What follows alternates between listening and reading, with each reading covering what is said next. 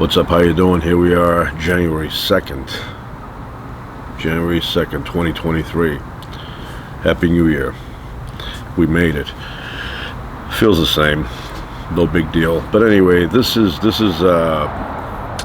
what the future looks like from the point of view of being a little kid. So when I was a little kid, I would always think about the year 2000 coming. It's like, that's in the future, that's coming. And that did come.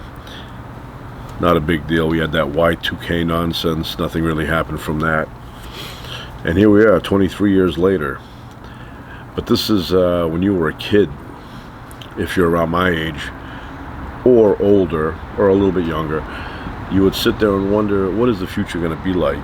Well, this is it. Now we know. Now we know. And it's kind of like time traveling. I arrived here quickly. I don't know how I got here so soon, but I'm here, 2023. Anyway, once again, Happy New Year. Welcome to the channel. I'm going to talk a little bit about Pakistan. Pakistan. I can't overexpress, I can't overstate how much I love Pakistani food, Indian food. I could have it every day and I wouldn't mind. It's that good to me. Of course, I love many different kinds of food from all over the world, but Pakistani food I love. So I have a book here. I don't know if you can see that. And I've been flipping through it. Some cold water.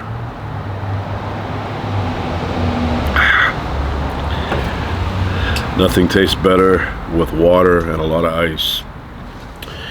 Anyway, I'm a big fan of Indian food and Pakistani food. It's similar. It's not 100% the same. Each culture has its own way of doing things, but they're similar. But chicken biryani, chicken curry, I love those dishes. Problem is that it takes a lot of time to make them. You know, you just can't throw a steak on the grill and eat it. You know, it takes a long time to make chicken biryani or beef biryani. But I will say that I slightly prefer the Pakistani food over the Indian. One reason, they have beef. And if you go to India and it says beef, it's not beef, it's where they got there, buffalo, or yeah, I think it's buffalo they use a lot.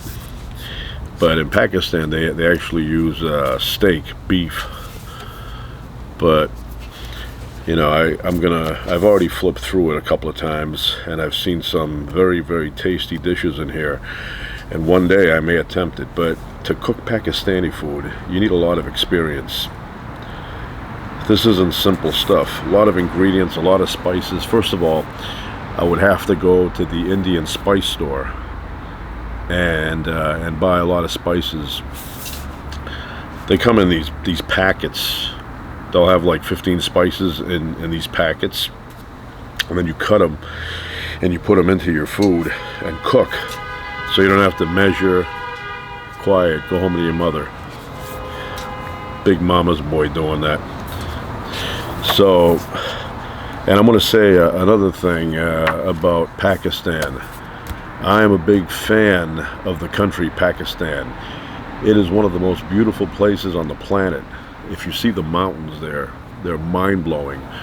So one of these days on my bucket list, I don't know what number it is, but it's on my bucket list, I'd like to visit Pakistan, especially the mountain area. I saw a documentary not too long ago, and they were showing dangerous roads in Pakistan. And so you have these mountains, these massive mountains, and there's a road carved out on the edge of these mountains. And these guys, there's like a handful of these guys that'll drive vans and carry people across the mountain range on this road. Now this road doesn't look wide enough to me to have two cars going in opposite directions. But these guys drive, and sometimes they fall off the edge. It's a 700-meter drop where the road is. And you don't survive that. You don't survive that. You get all mangled up.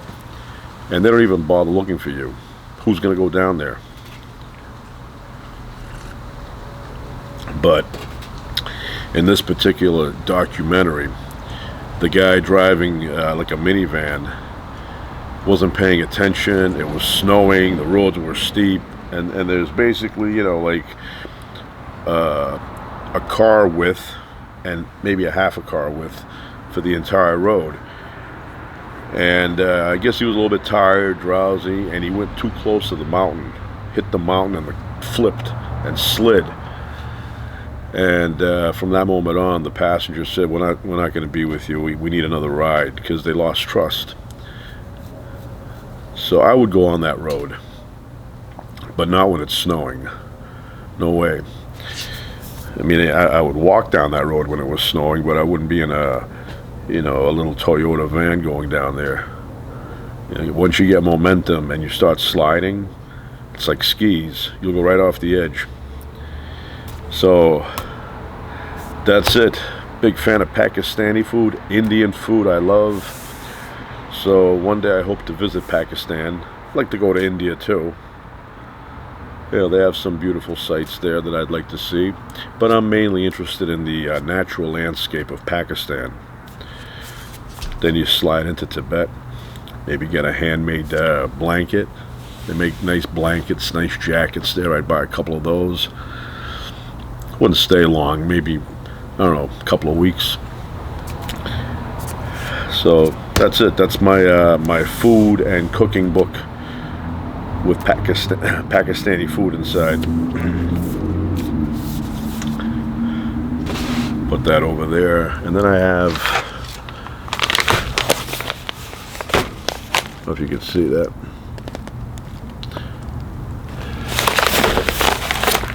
Chamomile. I like chamomile. I don't drink it all the time. Once in a while, you know, I'll have chamomile. This one is 100% organic. 1 pound. Doesn't sound like much, but pound is a lot. Look at the size of that. It's full all the way up to here. Look at that. So 453 grams. 453 grams. I don't know how long this will last. Maybe, could probably last a year. You know, like I said, I don't drink it every night. And this is a product of Egypt.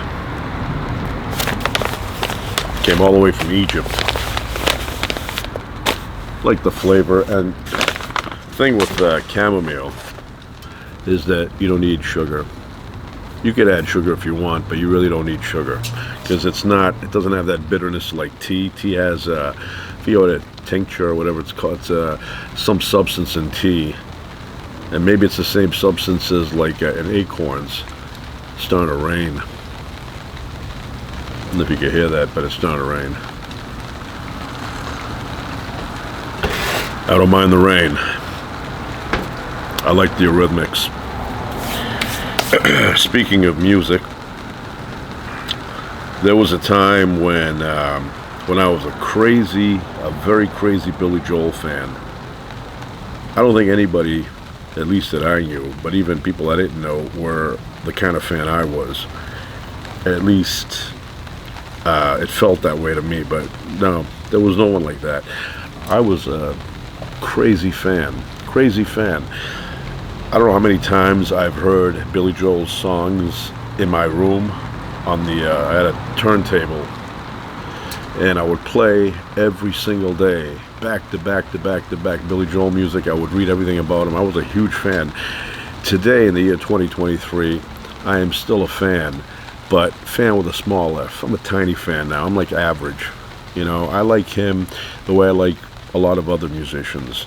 But back in the 70s and 80s, and a little bit of the 90s, I was off the charts crazy with Billy Joel music. So Here we are in 2023, but in 1983 he released the Innocent Man album, which I couldn't get enough of. I played that album non-stop, and I was fascinated with the fact that they kept releasing new songs off of it. Just when I thought it was done, they released Keeping the Faith, which, I don't know, I liked the song, but I didn't think it was good enough for radio. You know, I thought that song was only for diehard Billy Joel fans. And then when they released it, I was like jumping up and down, and especially the video. That's a very cool video. In that song, he mentions a mint called Sensen, and I thought it was something made up. You know, I don't know. Maybe something in the 50s they had it. And one day I was in a store, and I went to pay for something, and on the side there I noticed a container, and they had these little packets, and it said Sensen on it. I go, what is that? Underneath it said high quality mint or something. And I grabbed a couple of packets out of curiosity. The rain is picking up. So went out there, opened it up. The little black squares, tiny little black squares, and you put a few in your mouth. Of course, I put a bunch of them in, and in order to describe exactly what it tastes like, imagine shaving cream, a good smelling shaving cream. That's exactly what it was like. Shaving cream, good shaving cream. So I gave it to a few people, and everybody's like, I can't eat that. But me, I liked it, and I think part of it had to do with the fact that it was in a Billy Joel song, A Mint Called Sensen, Keeping the Faith, 1983, an Innocent Man album. So anyway, surprised me that they released that song, but like I said, I was very happy about that. So then everything was released, and we had a period of silence, other than the fact that he released Greatest Hits 1 and 2 during the summer of 1985 with a couple of new songs on there. You're Only Human, Second Wind, and The Night Is Still Young. I think You're Only Human, Second Wind went to number 10. I think it went to number 10 on the charts. And The Night Is Still Young, which I like that song. I like the way it's sung, nice, slow. I think it was like 30, 37, somewhere around there. But I was craving a brand new Billy Joel album. I just, I couldn't get out of my head. I was thinking, when is he going to release? I could just imagine him somewhere putting it together. And then Martha Quinn, MTV, one day I happened to be in the kitchen, and the television was on MTV. In those days, they would play music videos, and every hour they would have the news. And Martha Quinn comes on, and she's like, here's the news. Billy Joel pops up. I think it was on this side. Image of Billy Joel with a short shirt on, dress shirt, and she starts talking about that Billy Joel is working on a new album, describes it a little bit. It was about 15 seconds long, the description, and that made my day, and it carried me through that month. So, I can't even explain how into him I was at the time. So then I'm up, this maybe a month or so later, I'm up at the bookstore, and I'm reading a magazine, music magazine. And my eye was trained to catch Billy Joel words. The name Billy Joel anywhere in an article, my eye would catch it. So I was reading, and boom, I saw somewhere on that page, Billy Joel. And I said, oh, I got to read this. And it was a little paragraph about that big, and it talked about how he was working on his album, and he was talking about some of the songs, and then he mentioned a song called Baby Grand, which is a duet with Ray Charles, and he called it a standard. And I was like, what is that? What does a standard mean? So in those days, we didn't have the internet. Nowadays you would type in Billy Joel new album, and it'll give you all this information about what's going on with the new album. Back then you were lucky if you saw some little paragraph in the magazine. So anyway, I didn't know about a release date for the next album, the follow-up to Innocent Man. So I would go periodically, weekly, to the music store, the record store, and I'd ask the guy, I go, when's that new Billy Joel album coming out? And he would say, I don't know, I have no idea. So then I'd leave. And then one day, I think I was listening to the radio, and they mentioned a release date for, they said that Billy Joel's releasing a new song from the movie Ruthless People. Modern Woman is the name of the song. And it wasn't like these days. Now you go on the internet, you type in Modern Woman, and immediately you'll get something on YouTube and you'll hear it, at the moment you want to hear it. Well, back then you had to stay by the radio, especially for a song that wasn't released on record yet. So one night I was going to go grocery shopping with my mother, which was very rare because usually my father did grocery shopping. So anyway, we get in the car and we start driving to the grocery store, and just as we arrive, I hear the announcer on the radio, the DJ, say, next, new music by Billy Joel. And I said, okay, I'm going to wait in the car. I told my mother, you go do your thing, and then I'm going to hear something here, and then I'll come in. So Modern Woman comes on, and it was a brand new song, and I was like captivated. I was so excited, and I heard that, and then, I was uplifted, the whole creative process. I could picture him.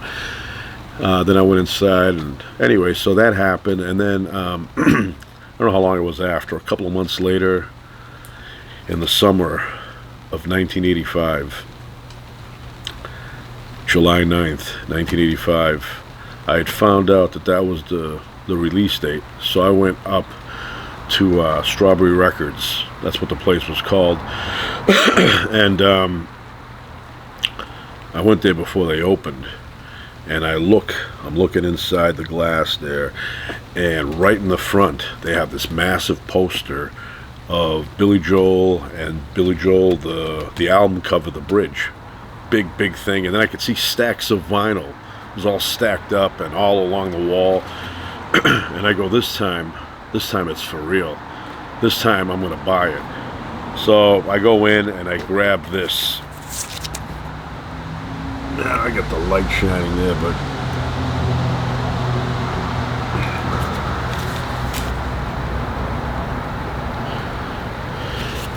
so grab it, bought the album, the vinyl, and I ran into a friend of mine, and back then he had the best sound system of anybody I knew.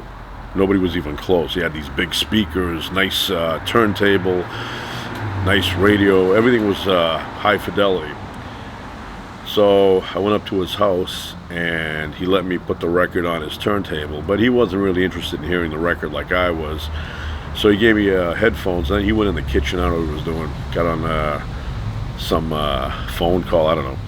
So I'm in the room, and I got the headphones on, and I'm very excited. I'm going to hear the first brand new album in 3 years from Billy Joel.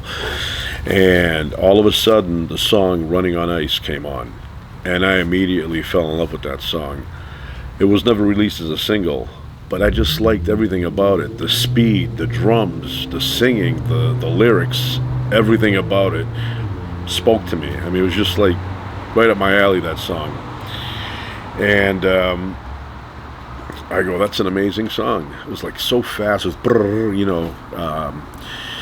and he was singing it just right. So I go, that's going to be the next single. That's going to be the next single. To this day, I don't know why they didn't release it. Maybe I'm the only one that liked it. I don't think he likes it, because I've heard him a couple of times perform it live in recent years, and he kind of gave it a thumbs down. It was like, gave it one of those. But I think the reason why he doesn't play it live is because it's way too fast for him now. If you notice Billy Joel songs that he plays, if you compare them to the studio recordings, you will notice that they're a lot slower when he does them live. So this song you have to do fast, otherwise it loses, the energy. So I love that song. To this day, that's my favorite song on the album. So the song that was released was This Is the Time as a single, which I like. And Matter of Trust was released. Baby Grand was released, and Modern Woman. But Matter of Trust was a standout hit. And This Is the Time, everybody said, wow, what a beautiful song. And I think it was featured on Moonlighting, the television show.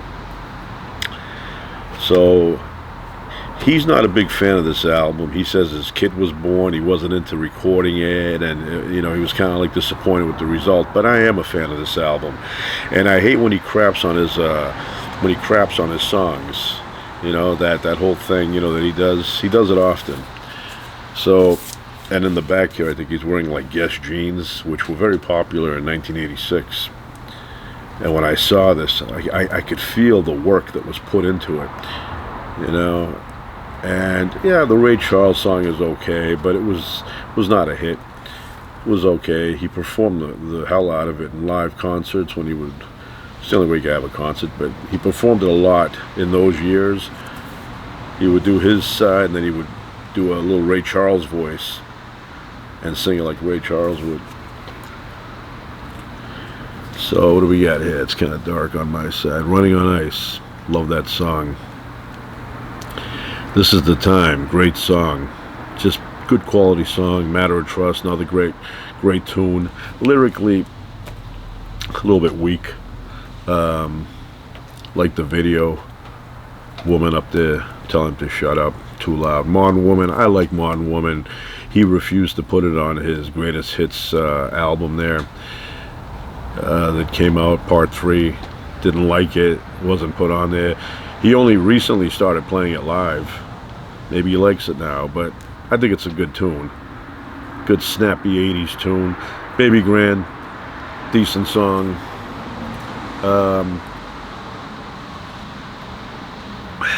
Big Man on Mulberry Street. Love that song. Nice jazzy song. Nice falsetto vocals. Temptation, Butter's Daughter. Like that tune. Like the saxophone on there. Good singing on there. Code of Silence. I like Code of Silence. That's the one that he had a hard time finishing, and Cyndi Lauper popped in and gave him a couple of ideas. Gave her credit for it. I don't know how much she really helped out on that. He probably wrote like 90% of it, maybe 95%. But he was kind enough to give her credit. And then Getting Closer with Steve Winwood. Good tune. Produced by Phil Ramone. Big fan of Phil Ramone. He's done very good work over the years. He's no longer with us. Paul Simon. A lot of people. Phil Ramone was a genius when it came to production. So that's it. This album was, something I waited for years, 3 years. Like once the Innocent Man last single was released, then I was like, "Where's the other album? Need some new material here." I was craving it. And then when it came out, I was so excited. I mean, I couldn't get enough of Running on Ice. Matter of fact, me and a friend of mine, we went with this girl to a restaurant, Halloween 1986, Serendipity. And we went up on the second floor, and we sat at the table, and we were eating, and me and my friend were I was trying to teach him the lyrics to Running on Ice. Like it was a lesson, and he wanted to learn them, so I was trying to teach him. So to this day, I'm a huge fan of that song. Oh, and I got a little side story of that, of this album, specifically Running on Ice. And I probably mentioned this before, but I bought the album, and I wanted to have it on a really good cassette tape. And the ones they sell you from the factory, they're crappy. So I went and bought a nice metal one. The one that has metal in it, chrome. And my friend's father, someone else now, friend's father had a really good sound system in his house, and he had the ability to make albums into cassette tapes, but really high quality.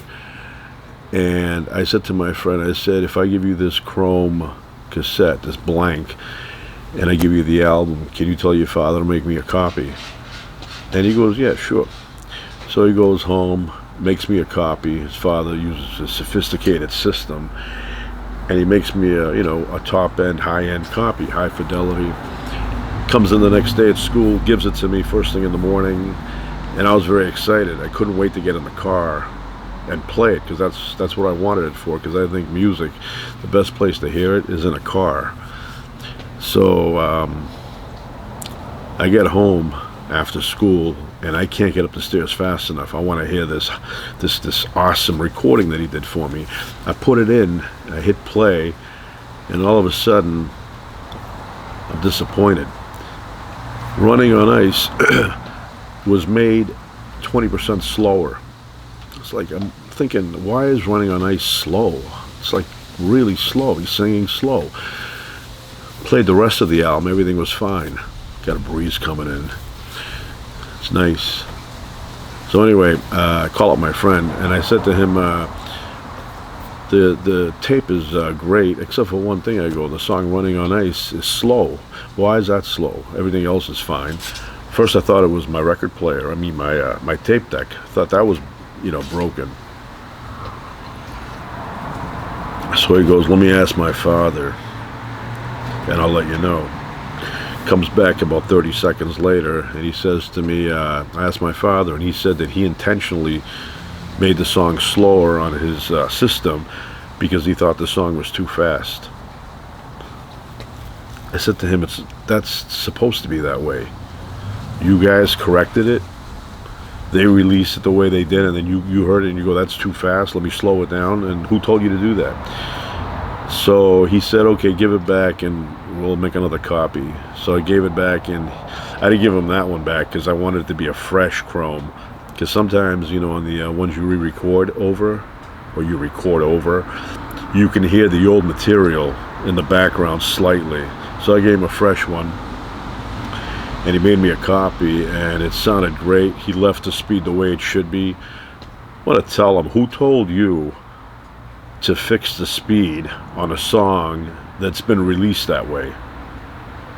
What do you mean it's too fast? Too fast for who? It's supposed to be that way. I can't follow it. So anyway, I don't know why he thought that song was fast, and then the rest of the album he put on normal speed. Probably said, I can't take that speed. But it is a fast song, but you don't slow it down. It's supposed to be that way. So, and I want to say, on this album, I saw him a few times live. Saw him twice, actually, twice. But I was far back, like balcony area. So he looked about that big. And the funny thing is that on the second concert I saw him, and he was singing An Innocent Man, and he went on, they had this platform, you could go like right into the crowd, and right in the middle of the song An Innocent Man, he stops and he's like, hold it. He goes, I knew this would happen one day. He goes, I forgot the lyrics. And I thought he was joking. The next day, the newspaper had an article. They had an article in there about how Billy Joel forgot the lyrics, so I guess he wasn't joking. Anyway, that was in 1986, and I was trying to say that it's been 40 years since An Innocent Man came out, the album. 1983, here we are, 2023. Yeah, and Billy Joel has not released a new album like since 1993. Long time. So I think he's done.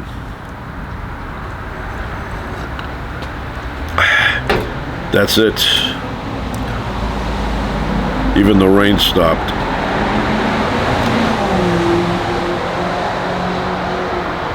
The rain stopped, slight breeze coming through, and the temperature dropped by maybe 5 degrees.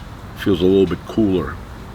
Feels like somebody put icicles, and the air is going through the icicles and passing through me. But it's not cold, it's just a little bit cooler. Anyway, that's it.